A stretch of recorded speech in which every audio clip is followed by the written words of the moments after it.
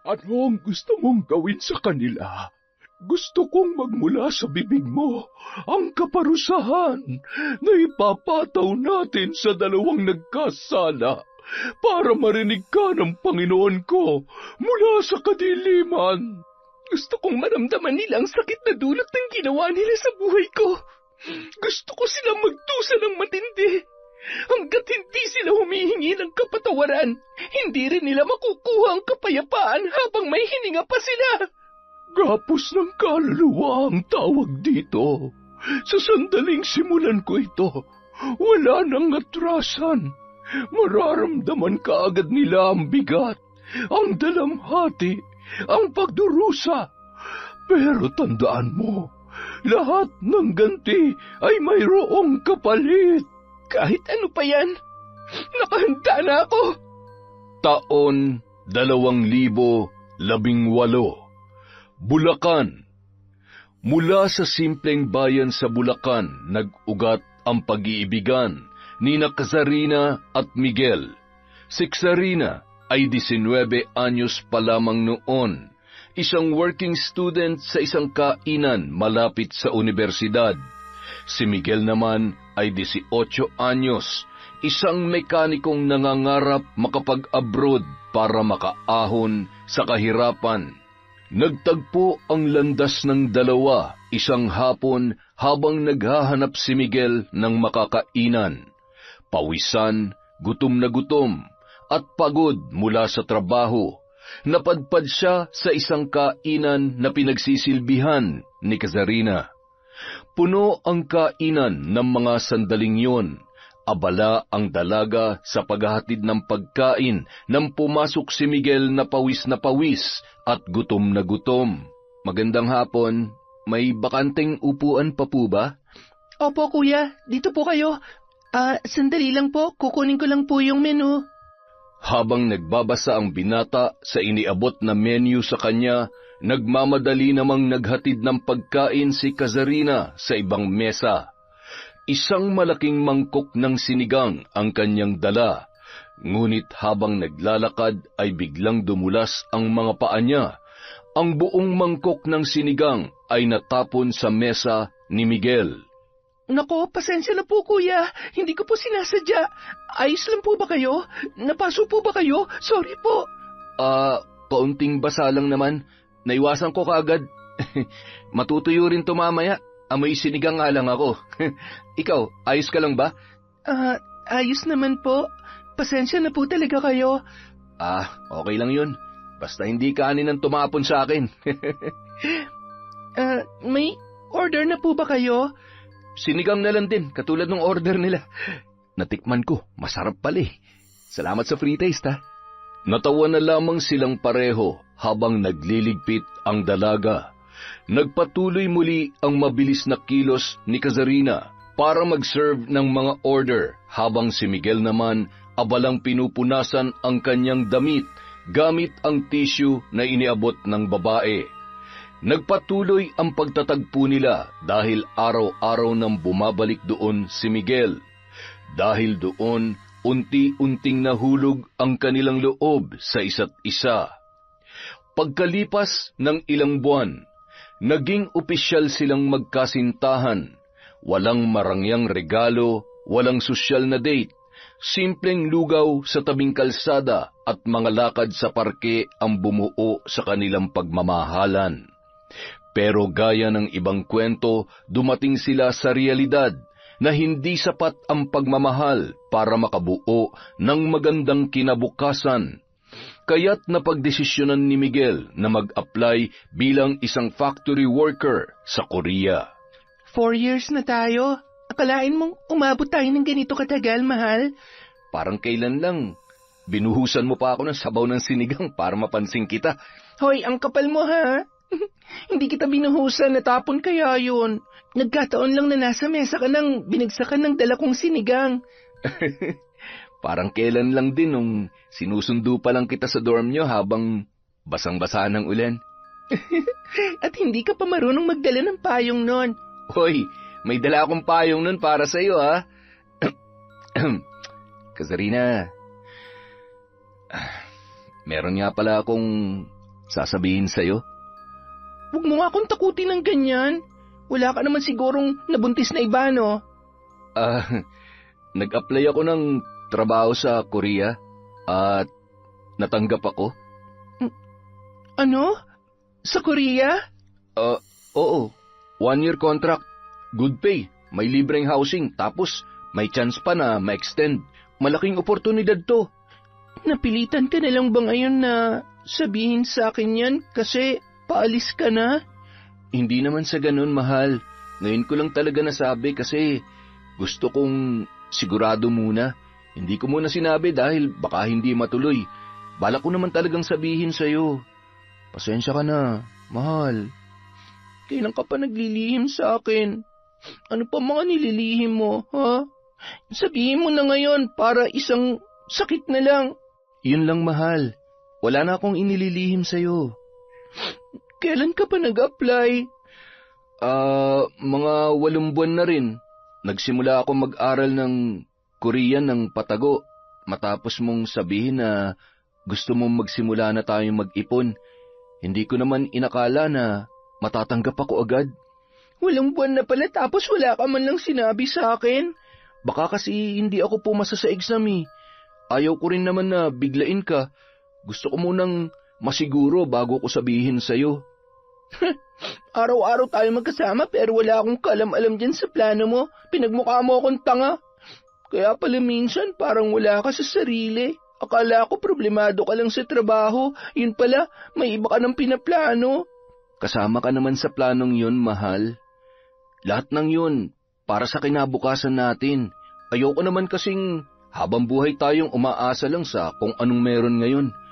Gusto kong makapag-ipon, makabili ng lupa, at makapagpatayo ng sarili nating bahay.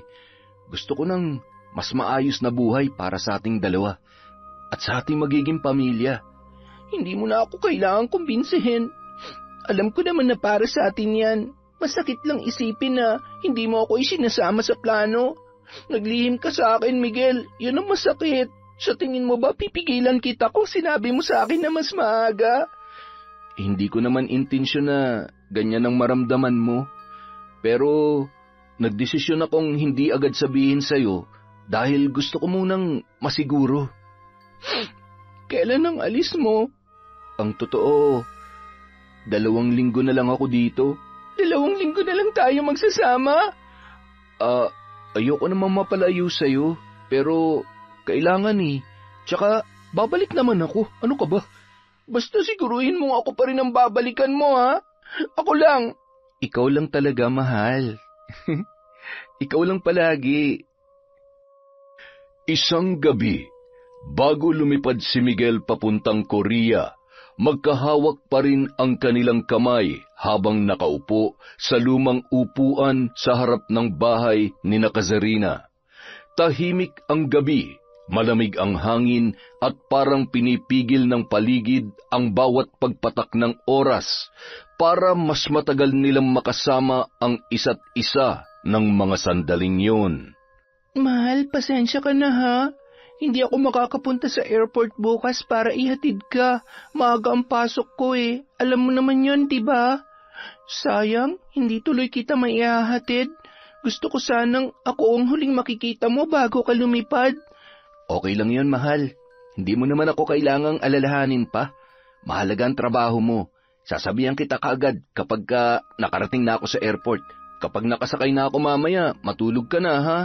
Sige. Hindi naman to ang huli, panandalian lang to. Magsasama rin tayo kapag maayos ng lahat, mahal. Mag-iingat ka doon, ha? Lalo na tuwing gabi. Huwag ka masyadong magpuyat. Kumain sa tamang oras. Hindi puro mamaya na lang. Mahirap magkasakit doon dahil malayo kaming mga nagmamahal sa'yo. Tsaka, kung pwede, kahit gaano ka pa kabisi ron, sabihan mo pa rin ako kung ayos ka lang o hindi. Ayokong manghula kung ano na nangyayari sa'yo. Hindi mo kailangan manghula. Ikaw kaagad ang una kong iisipin kapag may bakante akong oras. At ikaw pa rin ang gusto kong makausap kahit pagod na ako. Dapat lang. Kung may problema ka, sabihin mo, i-chat mo ako o tawagan. Kung may pagbabago sa nararamdaman mo, sabihin mo rin. Hinding-hindi magbabago ang pagmamahal ko para sa'yo. Malabong mangyari yan. Walang makakapagpabago nun. Mukha bang kaya kong magloko? Basta tandaan mo, ha? Hihintayin kita pagkatapos ng kontrata mo. I love you, mahal. I love you too, mahal. Babalikan kita dito. Kapag maayos na ako ron, kukunin kita para doon ka na rin magtrabaho, para magkasama tayo. Kinaumagahan, napatitig na lamang sa kisame si Kazarina. Hindi niya na namalayan kung gaano na siya katagal na nakatulala roon mula nang siya ay magising. Sa kanya lamang napagtanto na wala na si Miguel at wala nang maghahatid sundo sa kanya sa trabaho. Maya-maya, tumunog ang kanyang cellphone. Napangiti siya nang makita ang mensahe ni Miguel bago tuluyang sumakay ng eroplano na maghahatid sa kanya papuntang Korea. Bakas doon ang matinding pagmamahal ng kanyang nobyo. Makalipas ang 1 linggo, mula nang umalis si Miguel patungong Korea, unti-unti nang bumalik sa ayos ang araw-araw ni Kazarina. Ayaw niyang malunod sa lungkot, kaya nagdesisyon siyang ituon na lamang ang atensyon sa trabaho bilang isang call center agent sa Quezon City. Buong gabi siyang nakatutok sa trabaho, pero sa bawat bakanteng oras, hindi pa rin nawawala ang pangungulila kay Miguel. Madalas pa rin silang mag-usap sa video call na parang walang nagbago sa kanila sa kabila ng distansya sa isa't isa. Akala ni Kazarina ay magiging madali ang lahat sa kabila ng pagkakalayo nila ni Miguel, pero hindi pala yon ganoon kasimple. Nagsimula ang ilang mga pagbabago gaya ng tawag at mensaheng hindi kaagad nasasagot at mabilisang pag-uusap na lamang. Habang tumatagal, may pagkakataon na wala na siyang balita sa kanyang nobyo. Wala rin naman siyang magawa kung hindi maghintay na lamang, hanggang sa umabot yon ng 1 taon. Sinubukan niyang magpadala muli ng mensahe sa nobyo pero wala pa rin siyang nakuhang sagot. Inabot ng 3 linggo na wala pa rin siyang balita kay Miguel. Hanggang isang araw, kasalukuyan siyang naglalakad patungong sakayan ng bus habang bitbit ang bag at jacket nang maramdaman niyang tila nagdidilim ang kanyang paningin. Sakto namang huminto ang isang kotse sa kanyang harapan, dahilan para mapatras siya ng bahagya. Hindi na sana niya yun papansinin, ngunit kaagad siyang napahinto nang marinig ang pamilyar na boses mula sa lalaking lulan ng kotse. Mahal! Napalingon siya nang may tumawag sa kanya. Hindi niya man kaagad na aninag ang muka ng nakadungaw sa bukas na bintana ng sasakyan, alam niya na si Miguel yun. Miguel? Akala ko nasa Korea ka pa. Kadarating ko lang, mahal. Surprise! Wait, Zarina, buti naman naalala mo pa ako matapos ang 3 linggo na hindi mo pagsagot sa akin. Alam kong galit ka at may karapatan ka namang magdamdam ng ganyan. Hindi lang ako galit, Miguel. Araw-araw kitang hinihintay. Araw-araw ko nag-aalala. Walang kahit isang message galing sa'yo. Alam mo bang kung ano-ano nang naiisip ko? Hindi ko alam kung okay ka, kung tapos na tayo, o baka naman mawawala ka na talaga sa buhay ko. Iniwan mo ako sa ere sa loob ng 3 linggo tapos heto ka ngayon. Gugulatin mo na lang ako na nandito ka na pala sa Pilipinas. Pasensya ka na. Hindi ko intensyon saktan ka at bigyan ng dahilan para mag-isip ka ng kung ano-ano. Gusto lang talaga kitang sorpresahin. Pero may nangyari. Pagka-uwi ko, dumiretso ako agad dito para sunduin ka. Alam kong pagod ka, kaya gusto ko sanang maging komportable ka sa biyahe mo. Lagi na lang may dahilan. Lagi na lang gusto kitang sorpresahin. Hindi mo alam kung gaano kabigat ang nararamdaman ko. Pasensya ka na talaga, mahal. Nadisgrasya kasi ako sa Korea eh. Ano? Ay, hindi naman malala, pero nagkanda leche-leche lahat ng dahil dun eh. Aberya sa flight, sa trabaho, sa health ko. Masyadong marami nangyari. Ang gulo lahat. Sinadya kong hindi na lang sagutin ang mga tawag at message mo dahil Baka makadagdag pa ako sa mga iniisip mo. Dapat sinasabi mo sa akin yung ganon. Kahit isang sagot lang sana, Miguel. Para na akong tanga sa kakaisip sa ginawa mong pambabaliwala sa akin. Alam mo ba yon, ha? Alam ko, mahal. Kasalanan ko yun, kaya pasensya ka na. Dahil sa matinding sama ng loob, sinubukan na lamang siyang suyuin ni Miguel. Ngunit pagkauwi ng bahay, halos mabingi naman sila sa matinding katahimikan habang kumakain ng pandesal at iniinom ang natitirang kape. Hindi pa rin ikinwento sa kanya ni Miguel ang lahat ng detalye tungkol sa nangyari. Tinanggap na lamang ni Kazarina ang paliwanag ng kanyang nobyo kahit na alam niyang may kulang doon.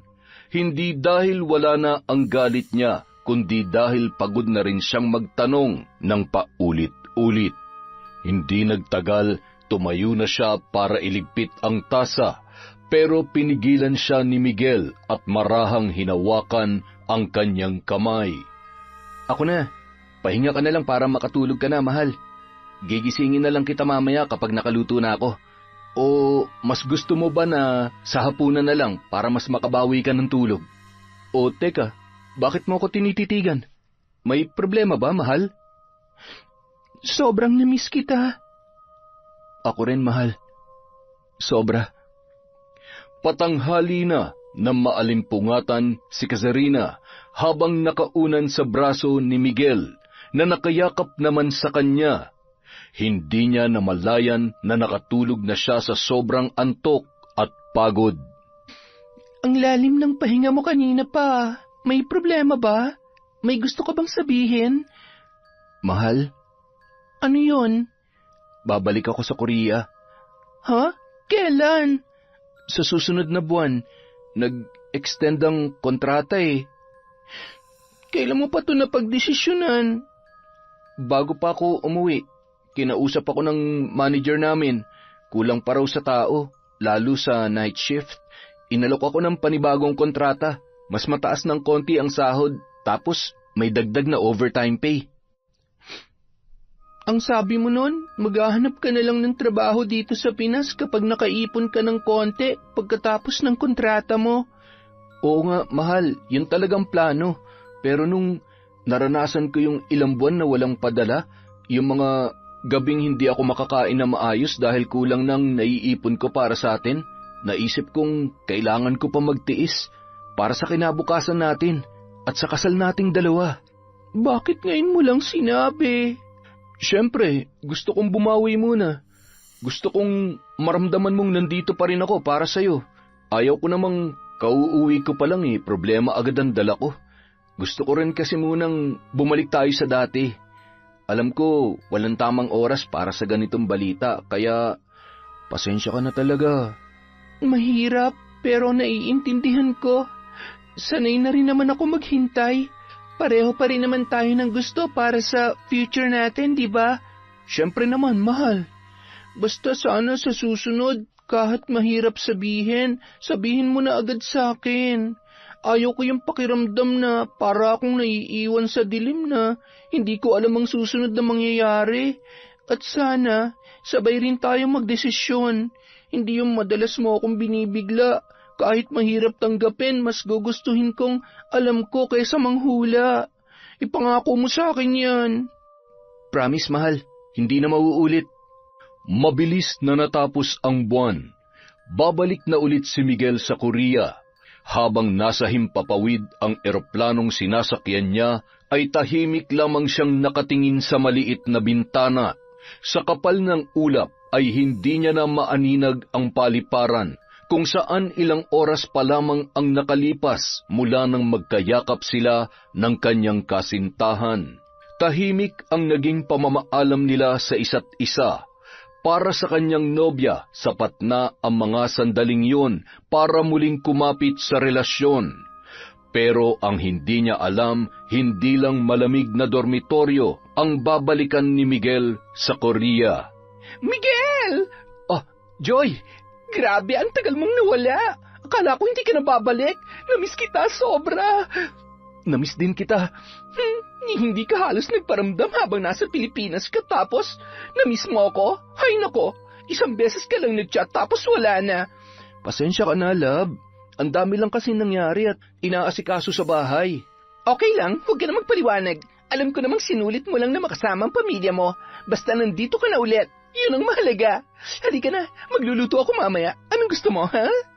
Kahit ano, basta luto mo. Kung malamig ang simoy ng hangin, mainit na yakap at halik ni Joy naman ang sumalubong kay Miguel sa Korea. Si Kazarina naman tahimik na nakaupo sa gilid ng kama. Hawak ang kanyang cellphone ng mga sandaling yon. Nakatitig siya sa mga message nila ni Miguel, pero wala pa ring bagong mensahe. Sa pagkakaalam niya ay nakarating na yon sa Korea. Siguro ay nagpapahinga lamang sandali, dala ng matinding pagod. Habang magkahawak kamay palabas ng airport sina Miguel at Joy, bawat hakbang ay parang may kasunod na anino. Mga alaala at mga sandali kung paano nagsimula ang kanilang relasyon. Isang gabi noon, ilang buwan na ang nakaraan nang pauwi si Miguel galing sa pabrika ay biglang bumuhos ang malakas na ulan. Nasira ang tren na madalas niyang sinasakyan. Wala siyang payong at walang mahanap na masisilungan. Buisit, sira na nga tong tren, umulan pa talaga. Gusto mo makipayong? Ha? Sabi ko makipayong ka na lang sa akin. Malaki naman to eh. Kakasya naman siguro tayo dito. Tsaka mukhang pareho lang tayo ng pupuntahan. Nakita ko kasi sa ID mo, Factory A, di ba? Oo nga. Salamat ha. Ang bait mo naman. Joy nga pala, ikaw? Anong pangalan mo? Miguel? Ang lamig naman ng kamay mo, Miguel. Kanina pa kasi ako basa eh. Sorry ha. Kasi simula ko pala ngayon linggong to. Ikaw, mukhang matagal ka na rito ah. Mag-iisang taon na rin ako sa trabaho. Ang simpleng pakikisilong sa payong ay naging tulay sa hindi mabilang na gabing sabay umuuwi, kumakain at nagbibitaw ng mga kwentong hindi masabi ni Miguel sa kanyang kasintahan na si Kazarina. Hindi naman yon sinasadya ng lalaki, pero dahil sa oras ng trabaho, pagka-homesick at madalas na hindi pag-uusap nila ng kanyang nobya, saka naman dumating si Joy na masayahin, mabait at laging naroon para sa kanya. Si Kazarina, lagi siyang humihingi ng paumanhin dahil sa kakulangan ng oras. Kay Joy naman, wala siyang kailangang ipaliwanag. Lagi siyang nauunawaan at nakukuha niya ang kapayapaan dala ng presensya nito. Hanggang sa paggising na lang niya isang umaga, may kakaiba na siyang nararamdaman para sa babae. Tuluyan niya na yung niligawan at di rin nagtagal ay nagkaroon na sila ng relasyon.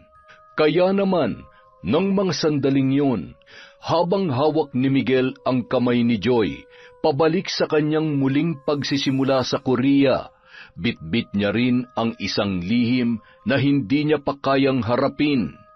Ang mahalaga na lamang sa kanya ay ang kanyang nararamdaman sa tuwing sila ay magkasama. Para kay Miguel, wala siyang maling ginagawa. Nagmamahal lamang siya. Nagmamahal sa dalawang babaeng hindi niya kayang mawala sa kanyang buhay. Samantala, napapadalas naman ang panunukso ng mga katrabaho kay Kazarina dahil sa relasyon nila ni Miguel at sa tagal na nilang hindi nagkikita. Minsan, inirereto pa sa kanya ang katrabaho niyang si Paul, pero lagi rin niyang pinaninindigan ang relasyon sa kanyang nobyo. Idinadaan na lamang niya sa tawa ang biro ng mga kaibigan. Sanay naman na rin siya roon.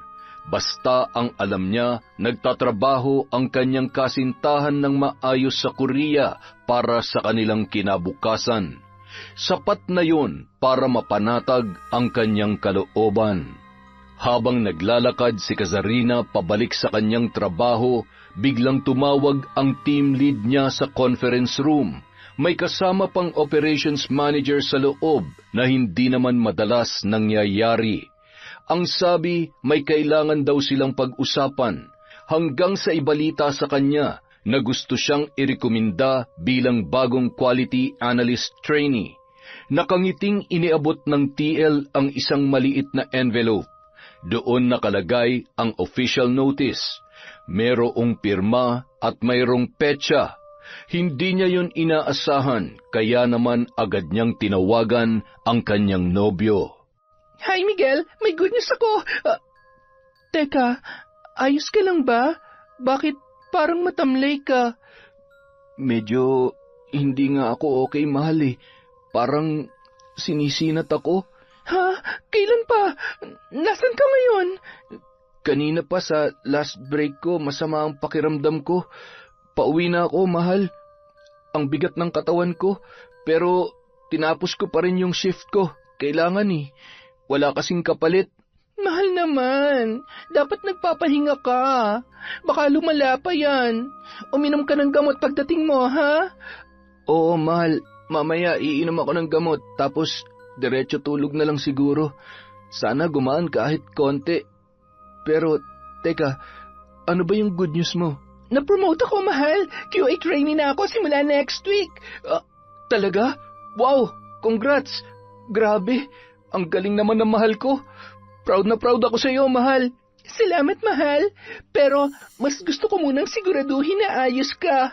Pagka uwi mo, diretso pahinga ka na agad, ha? Tapos, huwag ka na lang kaya munang pumasok bukas. Magpa-check up ka para mas makasiguro tayo kung ano na yan. Salamat. Ikaw talaga. Ako pa rin ang iniisip mo kahit ikaw tong may balita. Mas masaya yung good news kung kasama kang healthy sa pagsa-celebrate eh. Promise mo sa akin, pag naramdaman mong lumalala, punta ka agad sa klinik, ha? Yes, ma'am. Promise yan. Sige na, bye na muna. Ingat ka sa biyahe pa uwi. Chat mo ako kapag nakauwi ka na, ha? I love you. I love you too. Ingat ka rin sa pagpasok mo, ha? Chat mo na lang ako kung may kailangan kang sabihin. Kapag may time akong hawakan tong cellphone ko, magre-reply lang ako kaagad. Pagkatapos ng tawag na yun, napalitan ng lungkot at pag-aalala ang nakangiting muka ni Kazarina. 3 araw pa lang itong nakakabalik ay dinapuan na agad ng sakit. Alam niyang mahirap ang trabaho ng binata sa pabrika, lalo na at may sakit pa yon. Tiyak na walang mag-aalaga at mag-aasikaso sa lalaki sa ganoong sitwasyon. Kung malapit lang sana siya, ay mapupuntahan niya agad ang kanyang nobyo. Huminga siya ng malalim at nangako sa sarili na mas pagbubutihin pa niya ang kanyang trabaho. Gusto na niyang mapabilis ang ginagawa nilang pag-iipon at makamit na ang pangarap nilang dalawa ni Miguel, para hindi na rin umalis ulit palabas ng bansa ang kanyang kasintahan. Taimtim siyang nanalangin at gumawa ng pangako sa sarili na habang umaangat siya, sisiguraduhin niyang kasama si Miguel sa bawat hakbang. Mananatili siyang tapat sa kanyang nobyo hanggang sa matupad na nilang pareho ang mga pangarap nila sa buhay. Samantala, sa kabila ng kawalan ng presensya ng kanyang nobya ay hindi naman pinabayaan si Miguel ng kanyang karelasyon na si Joy. O, Joy, anong ginagawa mo rito? Asikasuhin ka, ano pa ba? Bumili lang ako ng gamot mo.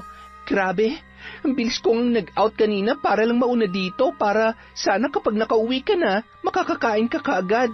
Pero naabutan mo pa ako nagluluto. Kakauwi mo lang din ba? Kanina pa, tumawag ka kanina na masama ang pakiramdam mo, di ba? Hindi na ako dumaan sa apartment. Dumiretso na ako dito para makabili ako ng lulutuin ko. Wow! Ang sarap ng luto ko. Hindi ka na sana nag-abala pa. Kaya ko naman yan mag-isa. Sabi mo nga masama ang pakiramdam mo, di ba? Heto, kumain ka na para makainom ka na agad ng gamot. Wow, sinigang. Nabanggit mo dati na paborito mo yan, di ba? Kaya nga yan na niluto ko para makakain ka ng marami. Masarap ako magluto. Ay, siya nga pala. Bumili ako ng gamot. Inumin mo agad pagkatapos mong kumain, ha? Grabe ka. Salamat talaga, love, ah. Wala yon. Ikaw pa ba? Hala, mainit ka na. May lagnat ka na nga talaga. Kung kailangan mo bukas mag-day off, sabihin mo agad sa supervisor, ha? I-chat mo na lang. Ako nang bahalang magpaliwanag bukas kung gusto mo. Sige. O, tara na, kumain na tayo. Bakit isa lang ang pinggan? Mamaya na ako kakain. Iba munang kakainin ko. Ay nako, ikaw talaga, may sakit ako eh. Makalipas ang ilang oras, pinagmamasdan ni Joy si Miguel na mahimbing na natutulog habang nakayakap sa kanya. Idinaan niya ng magaan ang daliri sa buhok nito pababa sa pisngi. Simula pa lamang alam na niyang may ibang babae si Miguel sa Pilipinas. Alam niyang may naghihintay sa lalaki at ang babaeng yon ay legal at kilala ng pamilya. Babaeng marahil ay pinapangarap pa rin makasama ng kanyang nobyo sa hinaharap. May ilan siyang impormasyong nalaman tungkol sa nobya ni Miguel na si Kazarina.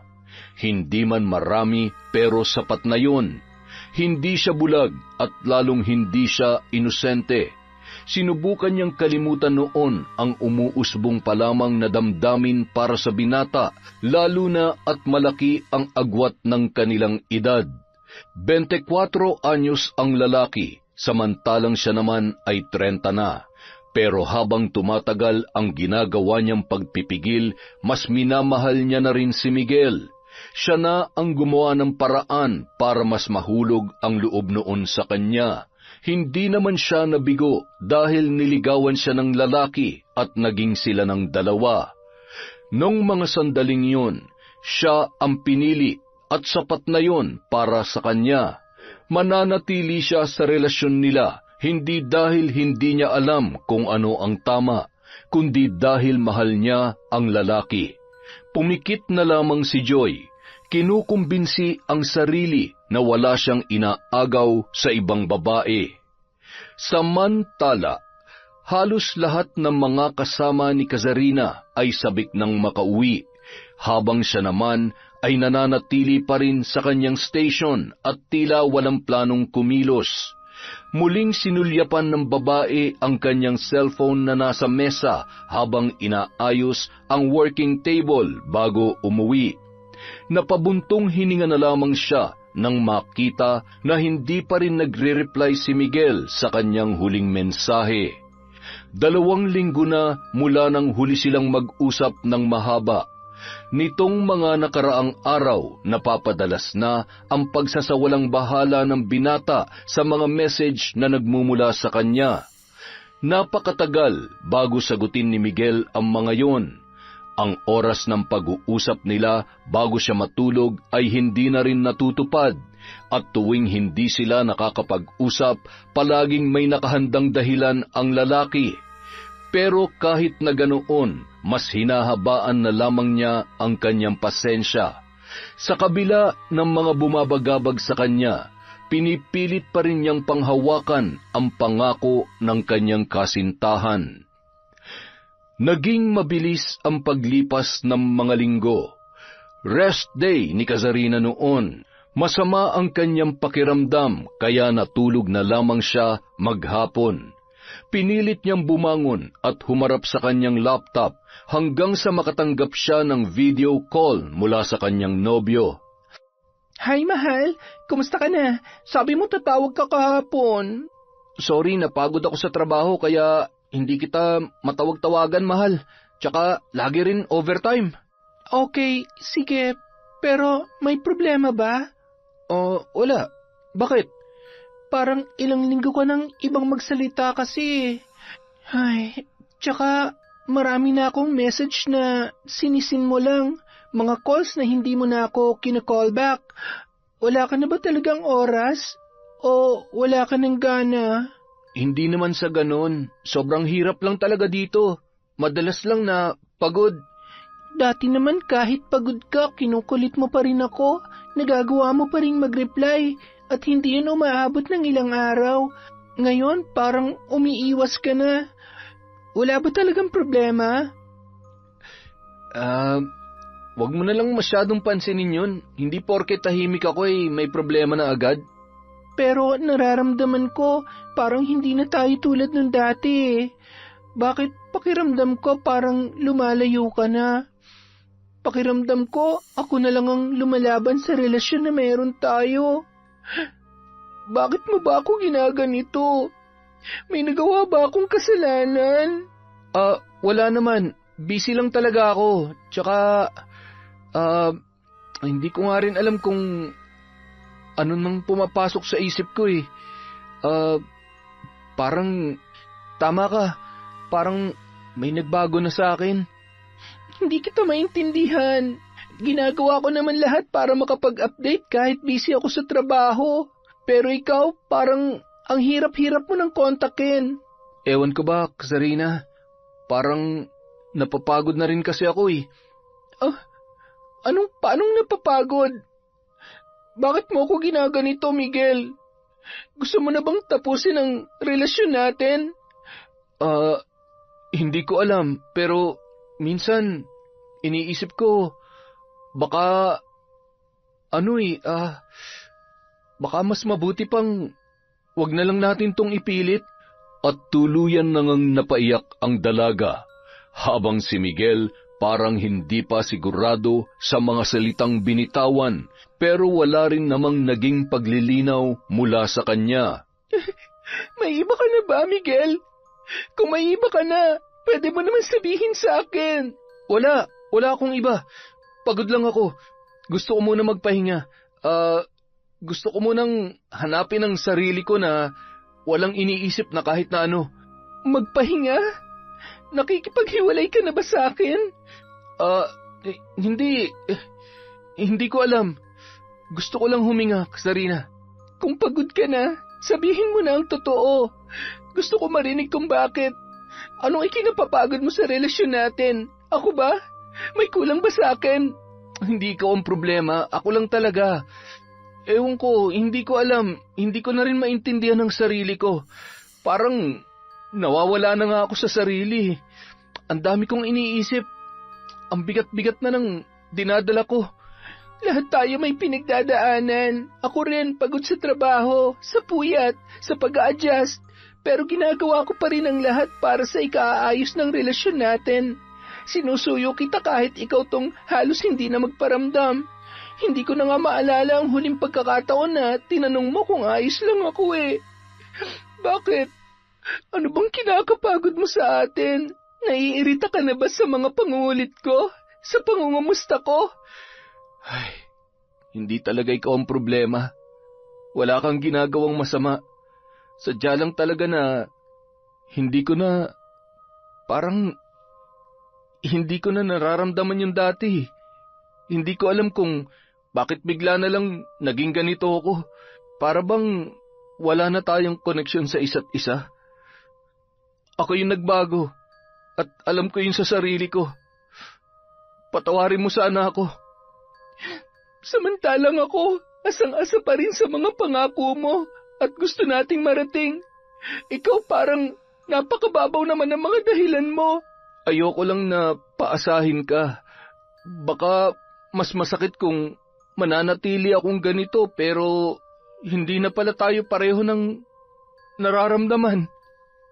Sana man lang sinabi mo ng maaga. Hindi yung pilit pa kitang iniintindi araw-araw habang unti-unti mo na pala akong binibitawan. Sorry, Sarina.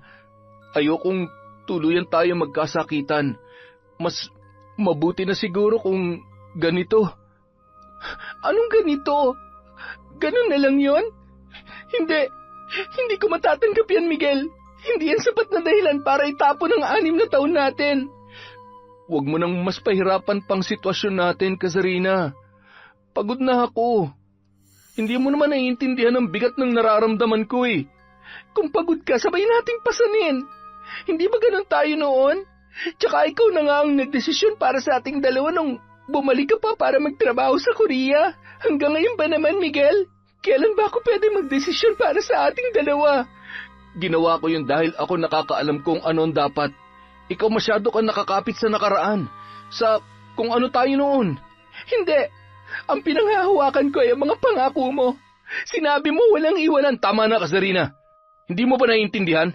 Gusto mo pang diretsuhin ko pa? Ayoko na! Doon biglang naputol ang pag-uusap ng magkasintahan.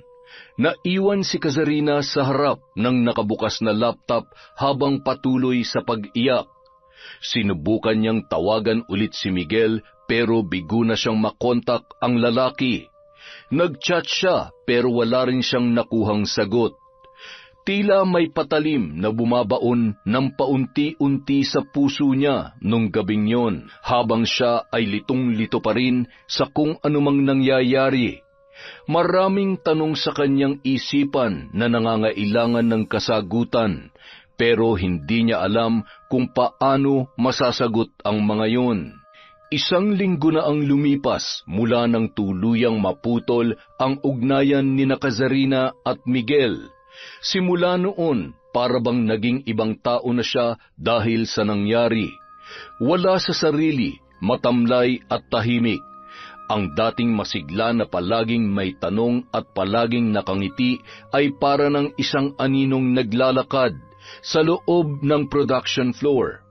Matagal na rin siyang nagsimula sa trabaho bilang quality assurance trainee sa kumpanya, ngunit sa kabila ng maingay na paligid, tila bingi si Kazarina sa lahat ng mga naririnig.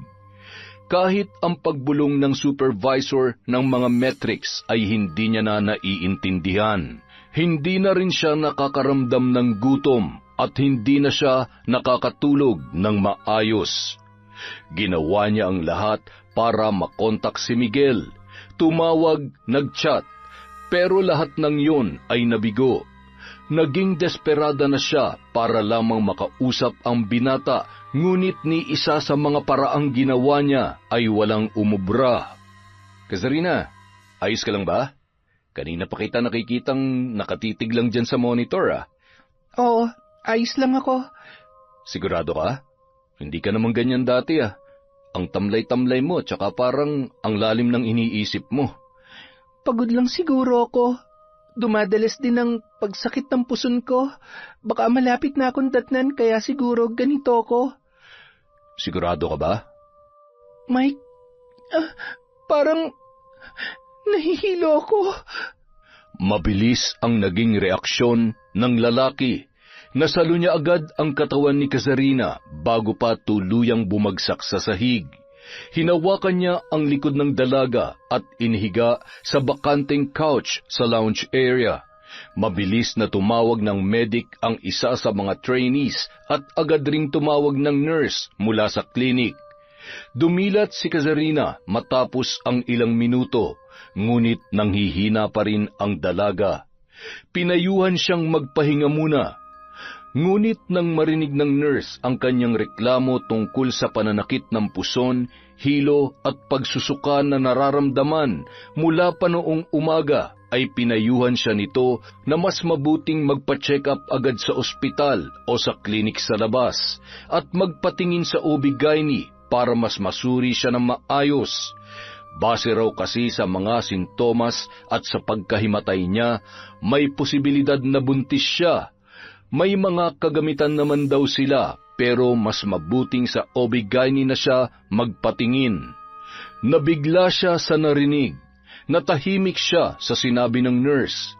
Paulit-ulit na bumabagabag sa kanyang isipan ang tanong kung ano ang kanyang gagawin.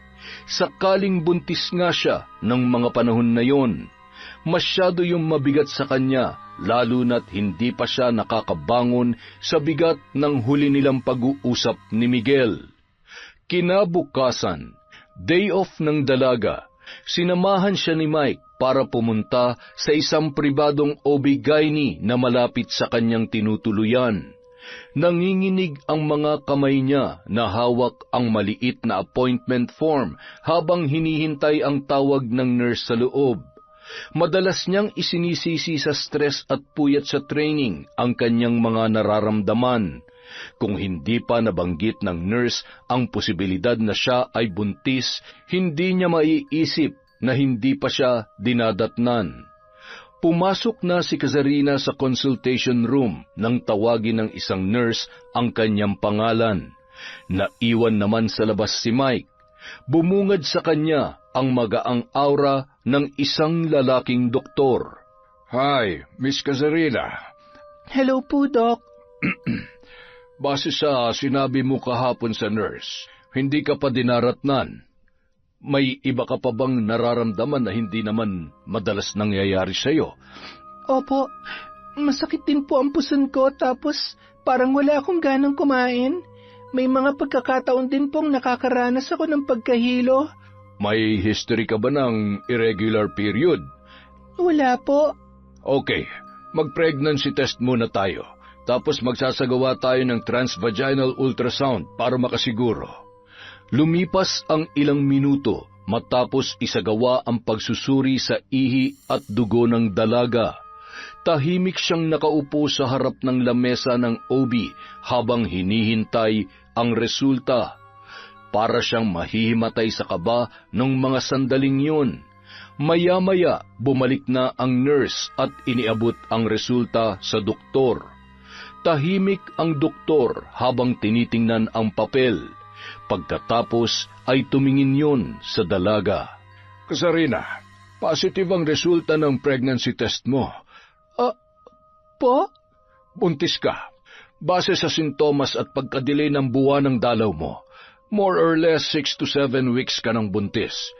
Paglabas ni Kazarina mula sa consultation room, bakas sa mukha niya ang gulat at matinding emosyon. Anong sabi ng doktor? Mike, buntis daw ako. Tahimik ang loob ng sasakyan habang pauwi sina Mike at Kazarina. Katahimikang puno ng tanong, ng pangamba at ng damdamin na hindi niya mawari. Mula pa noong nagsimula silang mag-training, magkabady na sina Mike at Kazarina. Parehong masipag, mabilis matuto at madalas magkasama sa lunch break. Hindi man lantaran, alam ng dalaga na matagal nang may espesyal na nararamdaman ang binata para sa kanya. Ngunit sa simula pa lamang, naging malinaw na ang hangganan sa kanilang pagitan. May nobyo si Kazarina at magkaibigan lamang silang dalawa. Tanggap naman yun ng lalaki. Kazarina, anong nararamdaman mo? Hindi ko alam, Mike. Hindi ko alam kung nakakaramdam pa ba ako. Sa dami kong iniisip, ang dami kong tanong pero wala akong makuhang sagot. Kung ayos lang itanong, ano ba talagang nangyari sa inyo ni Miguel? Ibig kong sabihin, nararamdaman kong meron kayong problema, kaya... Wala na kami. Iniwan niya na ako nang wala man lamang maayos na paliwanag kung bakit. Hindi ko tinanggap ang gusto niya pero ginawa niyang lahat para hindi ko na siya makontak. Sa ginawa niya, talo ko pang nangaliwa sa pagtrato niya sa akin ngayon. Parang baliwala na lang talaga ako sa kanya. Ano? Nakipaghiwalay na lang siya ng basta-basta? Gago pala yun eh. At ngayon, buntis ako. Hindi ko alam kung anong gagawin ko, Mike. Hindi sa pinangungunahan kita pero kailangan mong magpakatatag ngayon. Dalawa na ang buhay na kailangan mong ingatan. Ay, napakahayop ng lalaking yun. Ang laki ng iniwan niyang responsibilidad. Dapat ko pa ba siyang kontakin? Sasabihin ko ba sa kanya ang tungkol dito? Pero siya na ang tumapos ng relasyon namin eh. Baka kahit sabihin ko ang tungkol sa dinadala ko, wala rin mangyari. Ayokong ipilit ang sarili ko sa lalaking ayaw naman sa akin. Kung ayaw niyang marinig ka, baka mas kailangan mong i-consider yung pamilya niya. Sa kanila mo kaya sabihin, may karapatan din silang malaman yan. Naisip ko na rin yan, pero natatakot ako. Paano kung pati sila wala rin pakialam? Hindi ko alam kung kaya kong harapin lahat ngayon ng mag-isa. Kailangan ko muna ng panahon para mag-isip. Hindi ka mag-isa, Kazarina. Nandyan ang pamilya mo. Nandito ako. Hindi ko man kayang solusyonan lahat ng problema mo, pero kung kailangan mo ng kakampi, nandito ako. Salamat, Mike. Hindi ko alam kung anong gagawin ko kung wala ka. Lagi ako nandito, Kazarina. Hindi lang bilang kaibigan, kundi bilang taong handang tumulong sa'yo kahit sang kapadalhin ng laban na to. Sabado ng gabi, Nasa isang semi-private function room ng rooftop resto bar ang team nina Kazarina. Nagkakatuwaan sila roon matapos ang isang matagumpay na buwan sa Matrix. Punong-puno ng tawanan at kwentuhan ang lugar.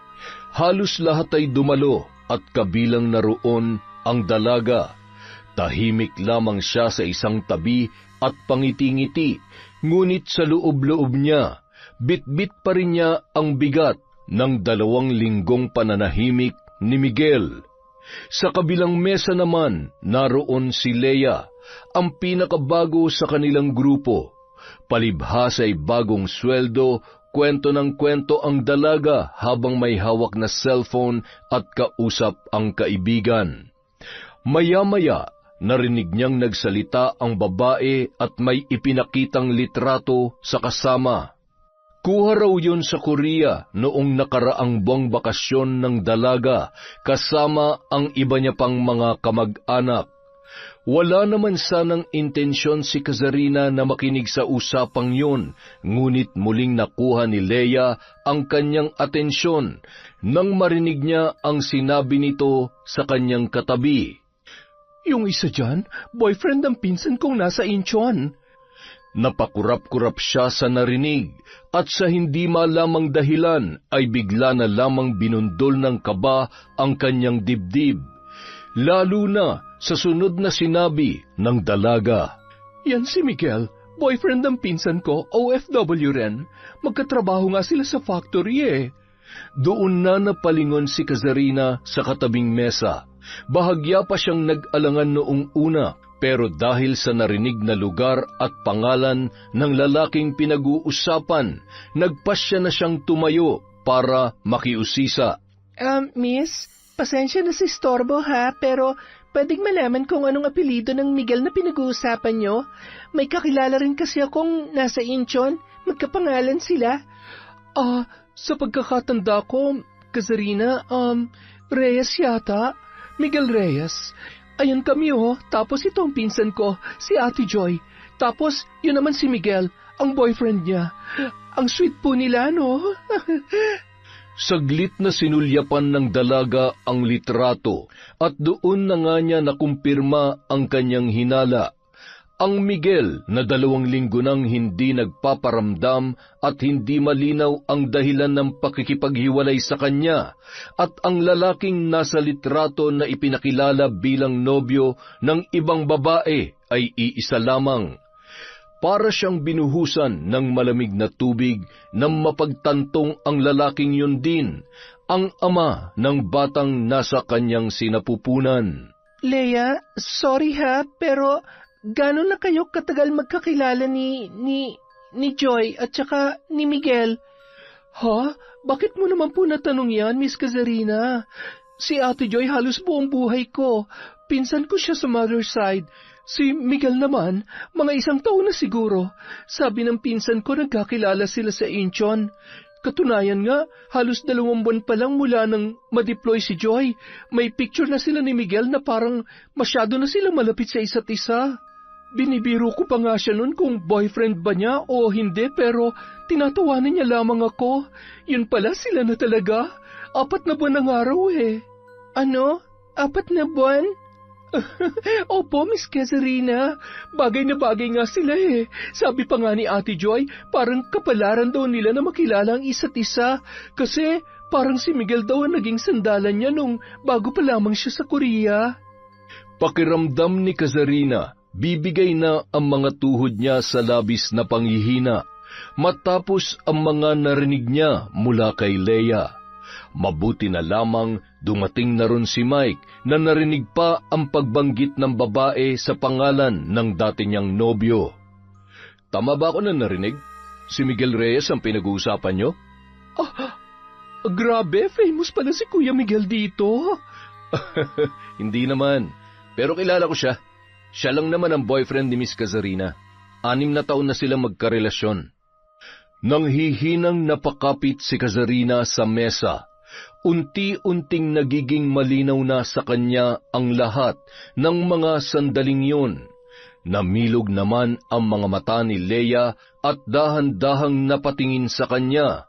Huminga siya ng malalim at sinubukang pakalmahin ang sarili bago muling magsalita. Hindi ko gustong guluhin ang gabi niyo, pero oo, boyfriend ko si Miguel Reyes at hindi ko alam na matagal na pala siyang may ibang karelasyon. Naku, Miss Kazarina, pasensya na. Akala ko single siya nung naging sila ni Ate Joey eh. Sabi niya kasi may nakarelasyon na raw siya dito noon pero wala na raw sila. Wala na? Hindi niya ba nasabi na ipinagpalit niya ang 6 na taong relasyon nila ni Miss Kazarina sa... Mike, tama na. Pwede bang ihatid mo na lamang ako? Mukhang hindi ko na kayang mag-commute pa uwi eh. Medyo sumama ang pakiramdam ko. Pasensya na kayo ha. Salamat sa kwentuhan. Enjoy nyo na lang ang party. Mauna na ako sa inyo. Pagkahatid sa kanya sa bahay, sa kanya lamang pinakawalan ang namumuong mga luha. Pagal ang katawang humiga sa kama. Laman pa rin ng isip niya ang nangyari kani-kanina lamang. Dahil doon, naisipan niyang magbukas ng social media account para hanapin ang pinsan ni Leia na nasa Korea. Nang lumitaw ang profile ni Joy, ay kaagad na tumambad sa kanya ang mga video at mga litrato ng babae na kasama si Miguel. Mayroon doon na magkahawak kamay pa ang dalawa at mayroong ding nasa kotse na napakalambing sa isa't isa.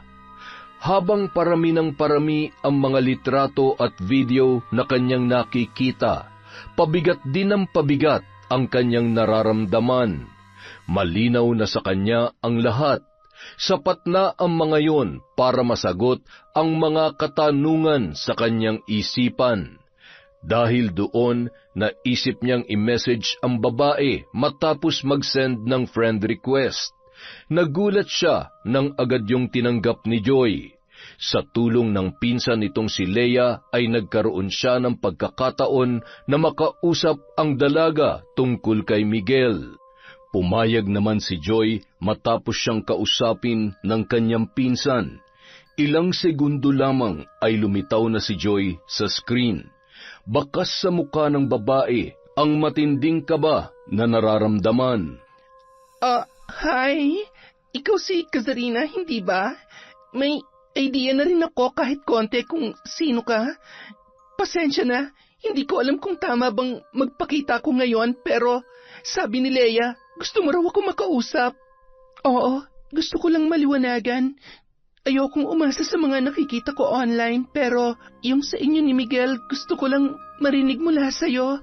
Totoo ba na meron kayong relasyon? Hindi ko alam kung paano ko ba dapat sagutin yan pero oo, kami ni Miguel. Hindi ko alam na kayo pa pala. Wala naman siyang sinasabi sa akin tungkol sa'yo. Ang alam ko single siya nung niligawan niya ako. Ang totoo, mahigit 6 na taon na kami. Lahat ng plano niya ako ang kasama niya. Lahat ng lungkot bago siya umalis, ako ang pumasan. Parte ako ng bawat sakripisyo, bawat hintayan, bawat pangarap niya. Kaya bakit wala siyang sinabi? Abay, ewan ko sa kanya. Ang sabi niya, single daw siya. Tapos naging magkaibigan na kami. Hindi ko naman gustong manghimasok sa personal niyang buhay, kaya dinadamayan ko siya sa mga problema niya bilang kaibigan niya. Kaibigan? Sa mga gabing umiiyak ako dahil hindi ko siya makausap, ikaw ang kinakausap niya. Nung kaarawan ko, hindi niya man lang ako nagawang batiin pero nakita ko sa post mo na magkasama kayo nung araw na yon.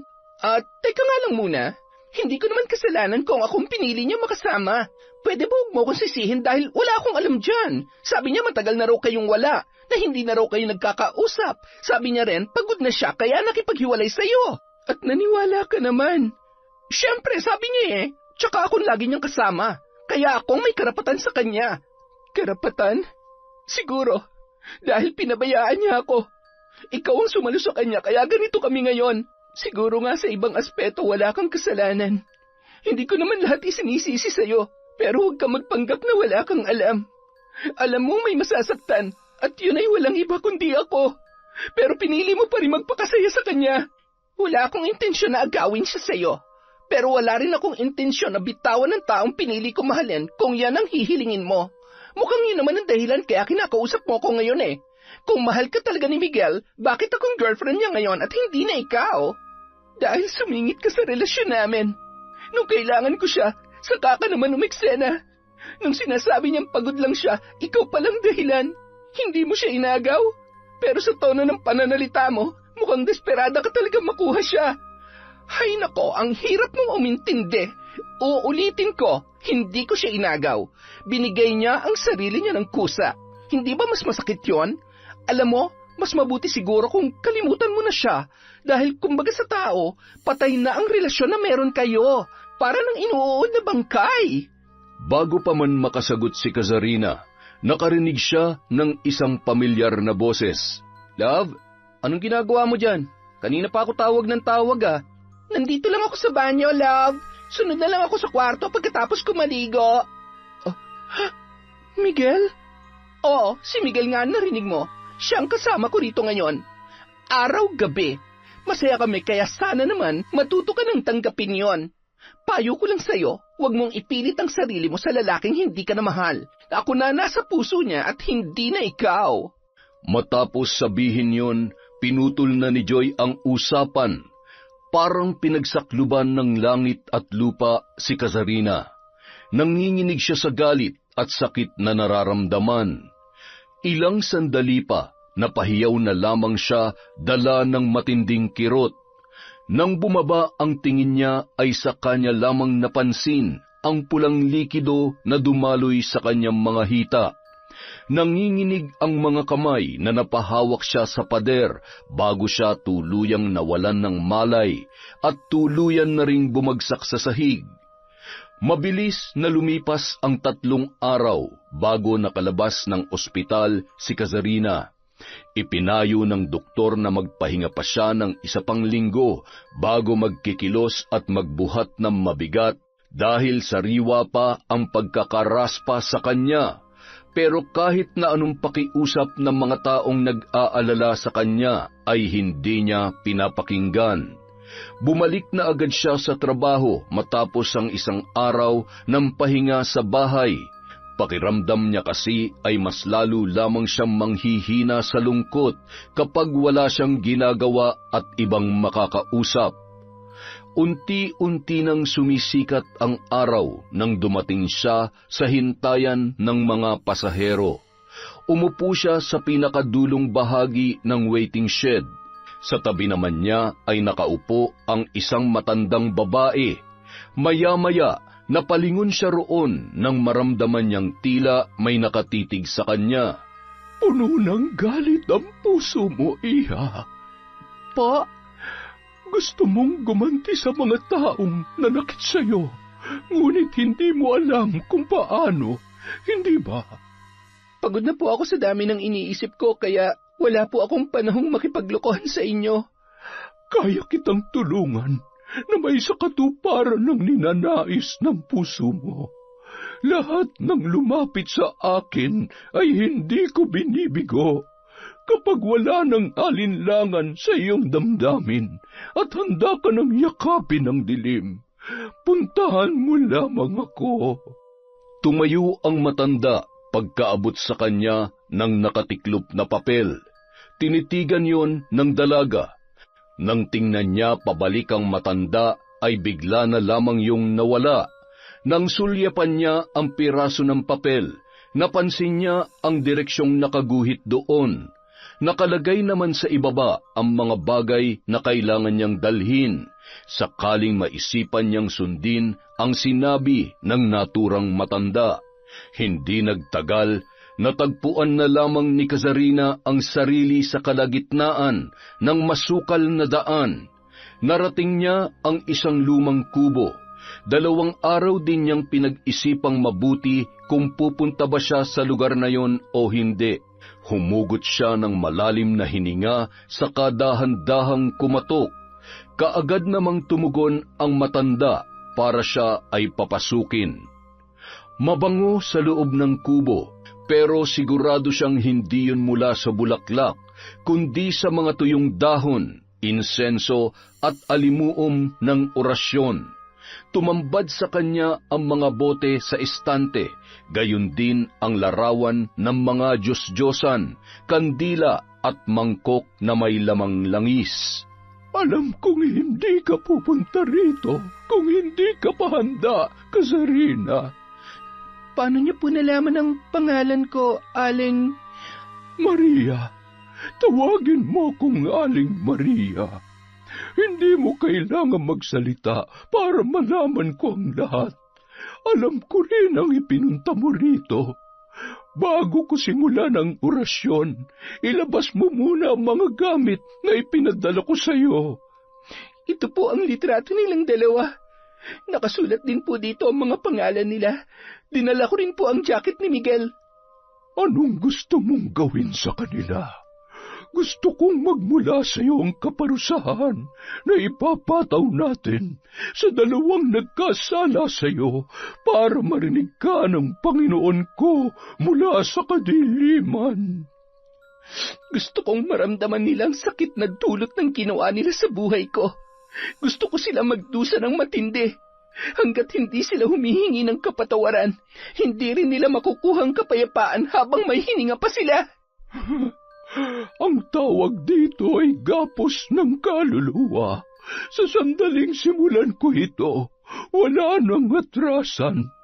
Mararamdaman nila ang bigat, ang dalamhati, ang pagdurusa. Ngunit paaalalahanan lang kita, Iya. Lahat ng paghihiganti ay may naghihintay na kabayaran sa huli. Kahit ano pa po yan, handa na ako. Kinuha ng matanda ang mga larawan at saka inilapit sa apoy ng kandila. Sa gitna ng dasal at usok ng insenso, unti-unting nilalamon ng dilimang paligid ng matanda habang hawak ang mga larawan ng dalawang taong dahilan ng pagkalugmok ni Kazarina. Sa di kalayuan naman ay isang itim na uwak ang lumipad paitaas mula sa bubungan ng kubo. Samantala, napakunot noon naman si Miguel habang panakanakang tumitingala sa madilim na kalangitan. Walang mga bituin at wala ring buwan nung gabing yun. Wala siyang ibang naririnig kundi ang kaluskos na nagmumula sa mga tuyong dahon na tinatapakan niya habang naglalakad sa isang masukal na daan.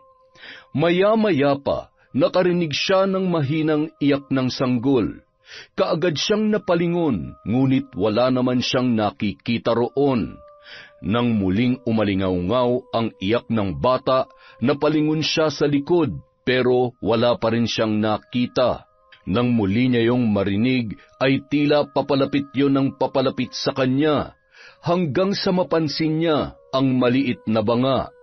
Nakalagay yon sa may kalalimang butas sa lupa at napagtanto niya na doon nagmumula ang naririnig niyang pag-iyak. Kinakabahan man, dahan-dahan pa rin siyang lumapit doon. Puno ng pag-aalin lang ang humakbang si Miguel, ngunit mas nangingibabaw ang kagustuhang matapos ang misteryong bumabagabag sa kanya. Inabot niya ang banga. Nang unti-unti niya yung binuksan, napasigaw siya at agad yung nabitawan. Napaatras siya nang tumambad sa kanya ang maliit na ulo ng sanggol na wala ng muka habang nakababad sa likido na laman ng banga. Tumapon yun sa lupa, kasabay ng pagbagsak ni Miguel sa damuhan. Unti-unting nabuo ang katawan ng maliit na sanggol. Wala pa ring muka, ngunit gumagapang yun papalapit sa kanya. Tumigil yon ng ilang dipa mula kay Miguel. Nakaturo ang maliit na kamay noon na parang iniaabot sa kanya, hanggang sa biglang tumalo ng sanggol diretso sa kanyang muka. Miguel! Miguel! Gising! Love!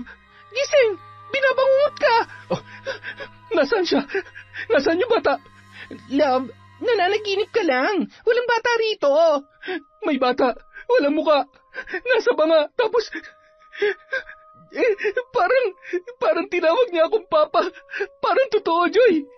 Galit na galit siya sa akin. Shh! Kumalma ka nga, love. Masamang panaginip lang yan. Halika, huminga ka na ulit. Ang mukha mo. Bakit? Anong meron sa mukha ko? Namumula. Bakit parang pinantal ka ngayon? Ang dami-dami. Wala naman yung kahapon na. Ha? Kaya pala para akong kinakate. Baka may allergy ako sa ginatang hipon na kinain natin. Pero malala ng pamumula. Parang nagsisimula na mamaga. Pansin ko nga rin eh. Bukas magpapacheck up ako. Tulog na ulit tayo. Ay, hindi ka pa rin ba mapalagay dahil sa panaginip mo, love? Iniisip ko lang kasi na paano kung may pahiwatig ang napanaginipan ko kanina. Pagod lang yan. Walang ibig sabihin yon. Matulog ka na, aray ko. Sinubukang matulog ni Miguel ng gabing yon habang binabagabag ng paulit-ulit na panaginip. Kinabukasan, hindi na pumasok si Joy sa trabaho. Kaagad siyang pumunta sa pinakamalapit na klinik dahil sa sobrang pangangati ng kanyang leeg at muka. Ngunit kahit ang mismong doktor na sumuri sa kanya ay tila nahirapan sa kanyang kondisyon. Hindi nito matukoy kung anong pinagmulan ng malalaking pantal sa kanyang balat. Habang tumatagal, lalo pang lumalala ang kanyang kalagayan. Nagsimulang sumakit ang kanyang batok at mas lalong lumala ang pamamaga ng kanyang muka. Ganun din ang ibang parte ng kanyang katawan na tinubuan ng pantal. Pagsapit ng hapon, ang ilang bahagi ng kanyang muka at leeg ay naglalabas na ng malapot at mabahong likido. Pagharap niya sa salamin ay nagulat na lamang siya. Hindi na rin pinansin ni Joy ang sunod-sunod na chat at tawag ng kanyang kasintahan. Ayaw niyang makita siya ng kanyang nobyo sa ganoong kalagayan. Baka kasi pandirihan siya ng binata, gaya ng pandidiri niya sa kanyang sarili. Samantala, dahil sa pag-aalala ng lalaki, pinuntahan niya agad si Joy sa apartment na tinutuluyan ng dalaga. Love, nandiyan ka ba? Umalis ka na, love. Please. Hindi ako aalis hanggat hindi kita nakikita. Kahit saglit lang. Buksan mo na tong pinto, love. May nagawa ba akong kasalanan? Ilang sandali pa, bumukas ang pinto at tumambad kay Miguel ang kanyang nobya na ayaw magpakita sa kanya. Natutop niya ang bibig nang makita ang itsura ng dalaga. Diyos ko, ano nangyari sa'yo? Sabi mo huwag ka na munang pumunta dito eh. Ayoko makita mo ako ng ganito. Tingnan mo, para na ako hindi tao. Nag-aalala ko. Kaninang umaga, okay ka pa. Pinapantal ka lang ah. Ang baho na mukha ko. Hindi ko na alam kung ano nangyayari. Sabi ng doktor, baka infection, pero ang bilis lumala. Hindi yan mukhang normal na allergic reaction lang. Teka, hindi kaya may kinalaman to sa panaginip ko kagabi? Miguel naman eh. Nakita mo na ang ganito ang itsura ko at hirap na ako. Nagpapatawa ka pa. Mukha ba ako nagbibiro? Yung sanggol tsaka yung banga na paulit-ulit na nagpapakita sa panaginip ko. Tapos ngayon, bigla na lang may mangyayaring ganito. Paano kung sumpa pala ang dahilan ng... Ayoko ng ganyan, love. Ayoko isipin na may sumumpa sa akin o kung ano man. Hindi pa pwedeng mataas na klase lang ng infection to? Ay, hindi ko na alam kung ano pang iisipin, love eh. Gulong-gulo na rin ang isip ko.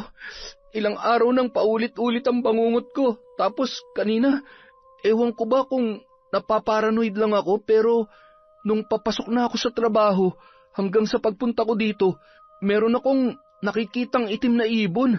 Para ba akong sinusundan? Nakita ko rin yun sa tapat ng bintana sa kwarto ko. Tapos parang nakatingin ang mga mata niya sa akin. Love, kahapon meron din ganun sa bubong namin. Akala ko ordinaryong uwak lang, pero nung lumabas ako kanina para magpa-check up, parang kahit saan ako magpunta, hindi rin ako nilulubayan. Kailangan nating malaman kung ano nangyayari sa atin. Pakiramdam ko talaga, merong mali eh. Alam mo, may tiyahin akong albularyo sa probinsya namin. Tapos, yung ibang ginagamot nga ng bata ako, nakikita ko na ganito ang nangyayari. Hindi kaya ipinapabarang na tayo ng ex mo? Ha? Matagal ko nang alam ang lahat, love. Hindi mo na kailangan maglihim pa. Yung tungkol kay Kasarina, yung girlfriend mo bago naging tayo. Paano mo nalaman? Pasensya ka na kung hindi ko sinabi sa iyo tungkol sa kanya. Wala yon. Ang mahalaga sa akin, ako ang pinili mo. Di ba nga matagal na kayong tapos? Sa iyo lang ako maniniwala. Nagkausap kami. Tapos dahil sa mga sinabi mo napapaisip ako. Hindi kaya tinagantihan tayo ni Kasarina dahil hindi niya matanggap na ako na ang mahal mo? Nagkatinginan ang dalawa, kasabay ng pamumula ng mga mata ng itim na ibon na nagmamasid sa labas ng apartment ng dalaga. Kinabukasan, sinadya ni na Miguel at Joy ang isang lumang dambana sa paanan ng bundok. Isang kaibigan ang pinagtanungan ng babae tungkol sa mudang o babaylan na kilala sa lugar. Habang binabaybay ang daan, nanuot agad sa ilong nila ang amoy ng insenso. Sa gitna ng silid, isang matandang babae na nakasuot ng makulay na hanbok ang kanilang nakita. Nakapikit yon habang may hawak na kampana at pamaypay. Maya-maya, tumigil ang matandang mudang sa pag-usal ng panalangin at tumingin sa kanila ng diretso. Pagkatapos nilang ilahad ang sadya roon ay kinuha ng matanda ang kampana at isang puting manika. Habang nagsisimula ang ritual, tumatama ang hangin sa mga kurtina. Unti-unting lumalabo ang liwanag at naririnig ang mahinang boses ng mudang na umuusal ng mga lumang salita, gamit ang lengguwahe sa bansang yon. Samantala, pagkapasok naman ni Kasarina sa bahay ng mambabarang, kaagad niyang inilahad ang kanyang sadya matapos ang pag-aalay ng matanda ng panalangin sa itinuturing noong Panginoon. Aling Maria, ano nangyari sa akin? 3 araw na akong ganito. Tingnan niyo, may mga sugat at pasa ako. Ibang kutob ko kaya pumunta na ako dito. Anong gagawin ko? Tuwing matutulog ako, may malaking aninong sumasakal sa akin. Ilang beses na rin akong sumuka ng itim at mabahong likido na parang may nabubulok sa loob ng sikmura ko. May ginawa sila. Nararamdaman ko. May tumutulong sa kanila. Kinukontra nila ang itinanim nating barang. Pag may sumalubong sa itim na kapangyarihan, bumabalik ang enerhiya. Mas madumi ang balik kapag pinipigil ito. Kaya mo yan nararanasan. Ano po ang kailangan nating gawin? Kailangan nating ibalik yon sa kanila. Mas malakas, mas mabagsik. Paano po? Sa pamamagitan ng iyong dugo. Ngunit hindi lamang basta dugo mula sa katawan mo, kundi dugo ng panata. Ipatak mo yon sa sungay ng bungo ng aking Panginoon. Pagkatapos kong mag-alay ng panalangin, babalik sa kanila ang lahat. Pero hindi na kagaya ng dati. Hindi lamang sakit ang kanilang matatanggap, sisingilin mismo ang kanilang kaluluwa. Kinuha ni Aling Maria ang kutsilyo, tsaka hinila ang bungo na may sungay na nasa altar nito, na napapalibutan ng itim at pulang kandila. Ginawa ni Kasarina ang inutos ng mambabarang. Hiniwa niya ang kanyang palad. Tumulo ang dugo sa pagitan ng sungay ng bungo habang inaalala ang galit mula sa kanyang puso. Nagsimula ang bahagyang paggalaw ng kubo dahil sa namumuong hangin sa loob. Mas lalong pumula ang apoy ng kandila. Lumakas naman ang pag-usal ni Aling Maria ng isang panalangin.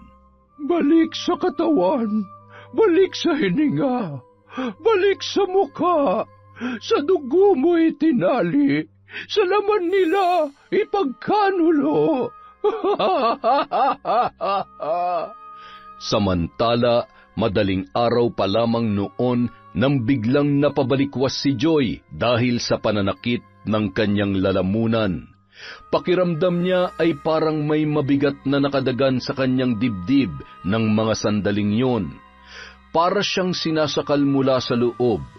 Tila may humihigop sa kanyang hininga dahilan para mapahawak siya sa kanyang leeg. Maya-maya pa, nakaramdam siya ng matinding init sa muka. Napasigaw, ngunit parang mahinang ungol lamang ang kanyang nagawa. Ilang sandali pa, bigla siyang sumuka ng maitim at malansang likido. Amoy bulok na laman, parang pinaghalong dumi, dugo at asupre. Bumangon ang dalaga at napansin niya sa malaking salamin ang nangingitim niyang balat sa leeg. May tumutubong tila mga paltos na unti-unting nilalamon ang kanyang laman. Sa bawat hakbang papalapit sa salamin ay dahan-dahang natutuklap ang balat sa kanyang pisngi, dahilan para lumabas ang pinagsamang dugo at nana mula roon. Ang bawat galaw ng panga niya ay nagdudulot ng matinding kirot. Hindi na siya makasigaw. Kahit anong pilit ay walang tinig na lumalabas sa kanyang bibig. Napaluhod na lamang ang dalaga. Habang lumilipas ang mga oras, unti-unti niyang nakita ang pagbabago mula leeg hanggang sa kanyang ulo. Nagsimula na ring dumilim ang kanyang paningin, hanggang sa hindi na niya namalayan ang mga sumunod na pangyayari. Sa loob lamang ng ilang araw, mabilis na kumalat ang balita tungkol sa misteryosong pagkamatay ni Joy. Walang malinaw at tiyak na dahilan na pinagmulan ng sakit na ikinasawi ng dalaga. Nang maiuwi ang mga labi ni Joy sa Pilipinas, ay nagsimula ng kabahan si Miguel. Hindi lang dahil sa misteryosong pagkamatay ng kanyang nobya, kundi sa katotohanang unti-unti na rin siyang nakakaramdam ng pamamaga sa katawan, pamimigat ng dibdib at mga panaginip na patuloy na bumabagabag sa kanyang isipan. Bukod sa takot para sa buhay niya, ay nagdesisyon siyang bumalik sa Pilipinas dahil sa pagsisisi. Pagod na siyang takasan ang kanyang mga kasalanan.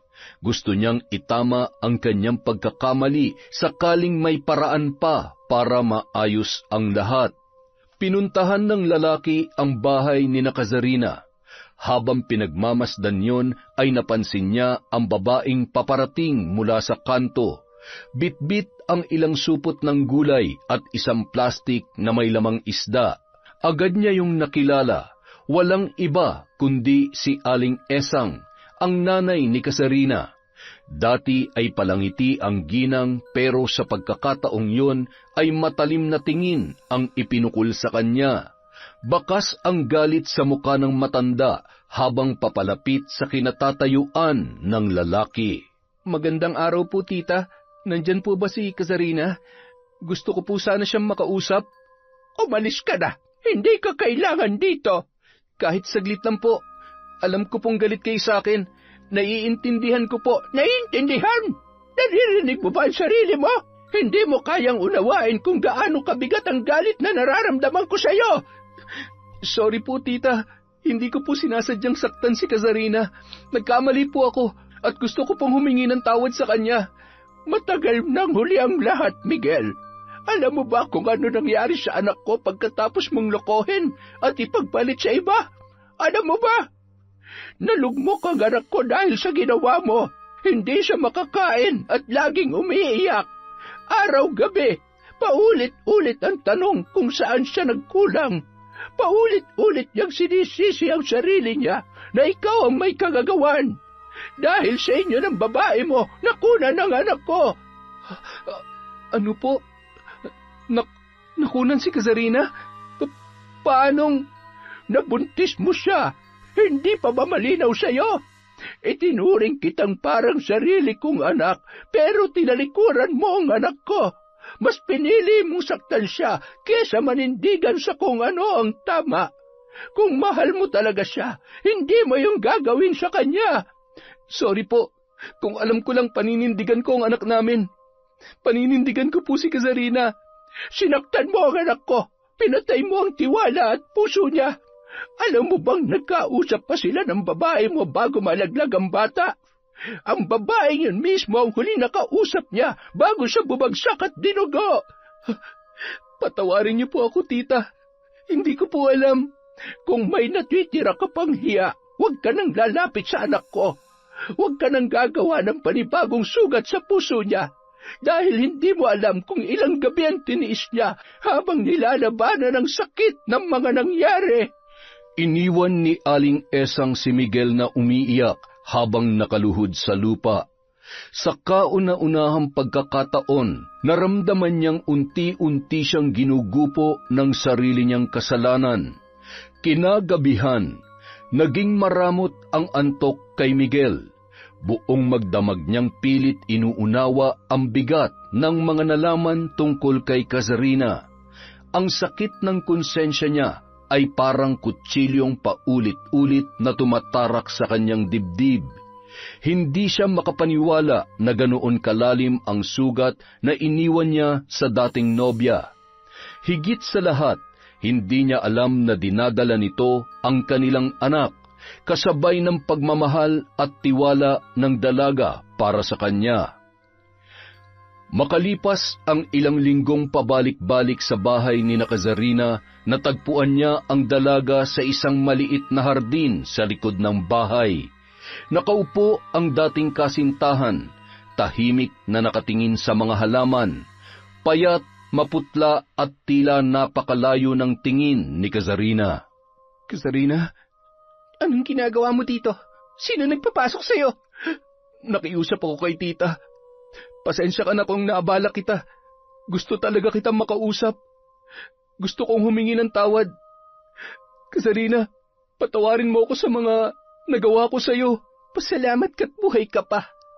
Matagal ko nang hinanda ang sarili ko na hindi na maririnig ang salitang patawad mula sa'yo.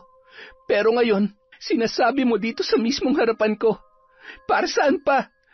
Para sa lahat ng sakit na naidulot ko sa'yo. Para sa pagkakamali ko, sa panloloko, at sa pag-iwan ko sa'yo at sa anak natin. Kung alam mo lang. Dahil sa mga narinig ay bumalik kay Kazarina ang rason kung bakit nagawa niyang hanapin ang isang uri ng hustisya na hindi kayang ibigay ng batas o ng isang dasal. At yun ay ang sakit ng pag-iwan sa kanya at ang pagkawala ng kanyang anak. Hindi man niya kayang mapatawad si Miguel noon, ay sigurado siya na ayaw na niya mabuhay pa sa galit. Sa pagkakataong yun, nagawa na niyang lingunin ng lalaki habang punong-puno ng lungkot at hinanakit ang kanyang mga mata. Alam mo bang kahit nung iniwan mo ako, kahit nasasaktan ako, nanalangin pa rin ako na balikan mo ako, na sana may isip mong mali ang pinili mo. Pero hindi, pinili mo sumaya habang unti-unti mo akong binubura sa utak mo. Patawad. Kung alam ko lang na buntis ka, paninindigan ko ang anak natin. Hindi! Huwag mong gamitin ang bata para iligtas ang sarili mo. Wala ka nung kailangan ka namin. Wala ka nung gabi na halos hindi ako makahinga sa sakit. Wala ka nung duguan akong isinugod ni nanay sa ospital. Wala ka, Miguel. Nandun ka sa babae mong wala ni katiting na hiya sa kataksilan yung dalawa. Kazarina, hindi ko alam kung paano ako makakabawi sa lahat ng yun.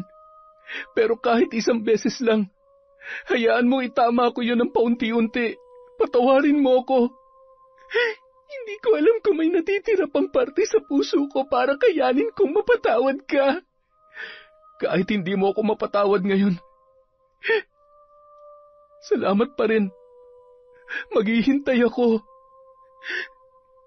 Umalis ka na. Nanatiling tahimik ang dalaga habang unti-unting nawawala sa likod ng tarangkahan ang anino ni Miguel. Ngunit kahit papaano ay gumaan ang kanyang loob nang aminin ni Miguel ang pagkakasala kahit huli na. Hindi man lubos na nabura ang sugat ay sapat na yun para makahinga siya sa lahat ng nangyari. Lalo na noong marinig ang paghingi ng tawad ng taong minsang sumira sa kanya at sa buhay na pinangarap nilang buuin. Pumasok na sa bahay ang dalaga. Napahawak siya sa namimigat na dibdib. Kitang-kita niya ang sariling refleksyon sa salamin. Halos hindi niya na makilala ang kanyang sarili, hindi dahil kay Miguel, kundi dahil sa kanyang sarili. Bago pa man kumalat ang balita tungkol sa pagkamatay ni Joy, ay bigla na lamang nagkasakit ang kanyang kapatid. Hindi rin maipaliwanag ng mga doktor at habang tumatagal, palalayon ng palala. Pinanghinaan siya nang makita ang kapatid niyang nakaratay, namamayat at halos hindi na makagalaw sa ospital. Ngunit ang pinakamasakit sa lahat ay nung mapagtanto niya na siya pala ang dahilan kung bakit yon nangyayari. At nang gabi ring yon, nadatnan niya ang nanay niyang umiiyak habang nakaluhod sa harap ng altar. Ipinagdarasal ang pagbuti ng lagay nilang magkapatid. Doon na tuluyang bumigay si Kazarina. Ang galit sa puso niya ay dahan-dahang kumalma para sa pamilya niyang wala namang kasalanan, ngunit unti-unting nadadamay dahil sa kanyang kagagawan. Kinabukasan, napagpasyahan niyang bumalik kay Aling Maria, dala ang isang supot ng asin, kandila at larawan ng kapatid niya para sa gagawing ritual. Pakibawi na po ang barang kay Miguel, Aling Maria. Handa na po ako sa magiging kapalit.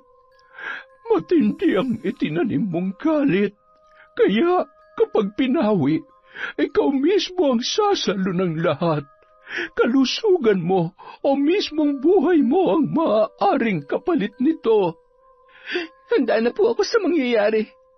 Basta wag lamang sila. Wag lamang po ang pamilya ko. At sinimulan na nila ang ritual ng pagbawi ng sumpa. Handa siyang tanggapin ang lahat kahit pa nararamdaman niyang unti-unting nanghihina ang kanyang katawan. Isang kapalit ng kalagayang gusto niyang ibigay sa kanyang pamilya.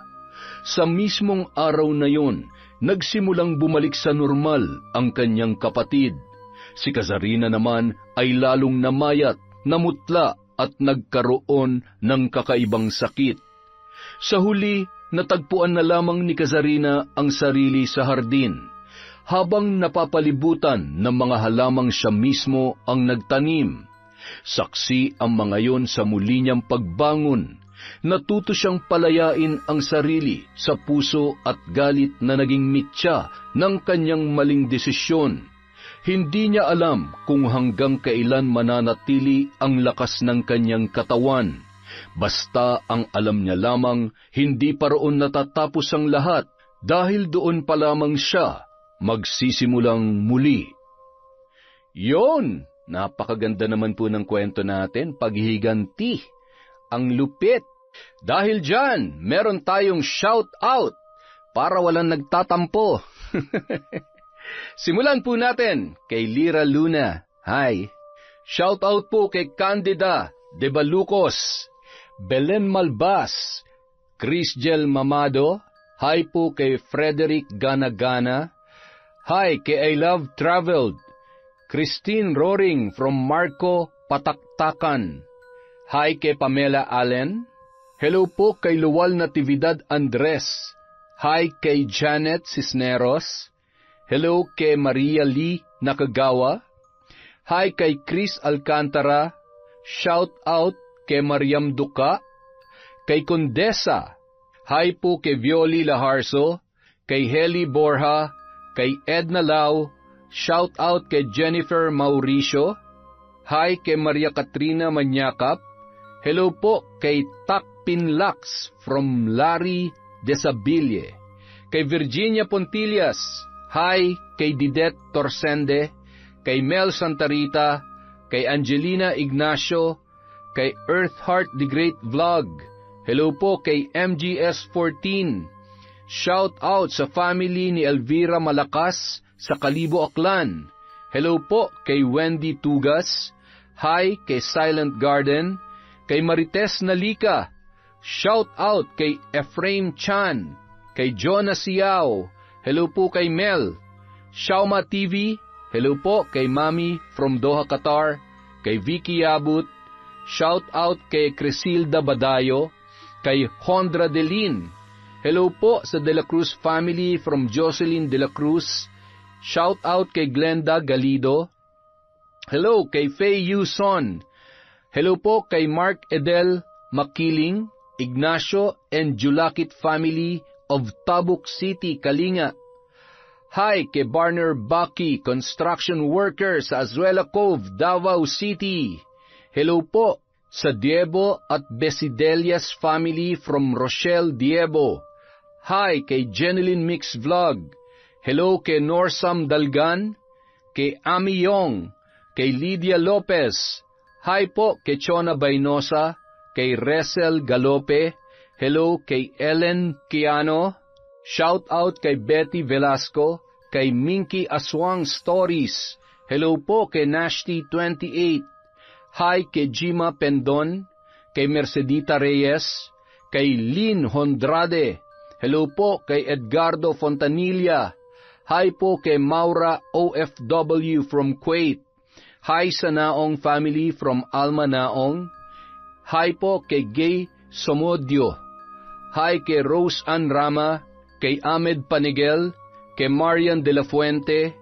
Shout out kay Rose Vin Cantarona, kay Susan Manalo. Hi po kay Cheryl Jimena, Michelle De La Cruz. Happy birthday po sa papa ni Justine Grace Dignos. Hi po kay Yuki Diaries.